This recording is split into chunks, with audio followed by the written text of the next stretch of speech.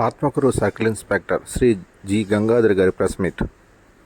ఆత్మకూరు పట్టణంలో మధ్యాహ్నం సుమారు 3-3:30 గంటల సమయంలో ఈ ఆదర్శ్, అట్లానే గోవిందు, సుమంత్, సుశాంత్ అనే నలుగురు యువకులు ఈ బస్టాండ్ దగ్గర ఉన్న మద్యం షాప్ దగ్గర మద్యం సేవిస్తూ ఉన్నారు.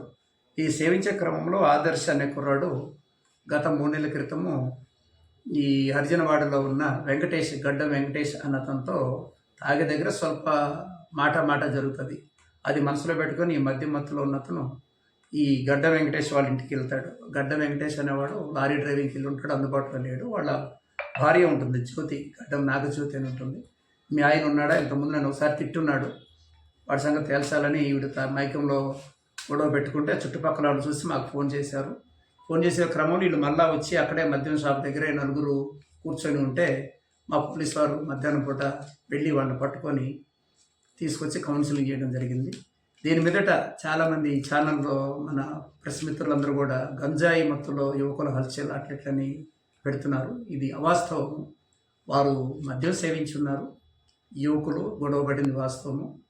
అది వాడి గతంలో అతనితో మాట పెరిగి గొడవపడిన క్రమంలో ఈ ఆదర్శ అనే వ్యక్తి గొడవకి వాళ్ళ ఇంటికి వెళ్ళి గొడవ పెట్టుకుంది వాస్తవం. దీని మీదట వాళ్ళందరిని పట్టుకొచ్చి ప్రాపర్ కౌన్సిలింగ్ చేసి మా ఉన్నతాధికారులు తెలియజేసి వారి మీద కేసు నమోదు చేశాము.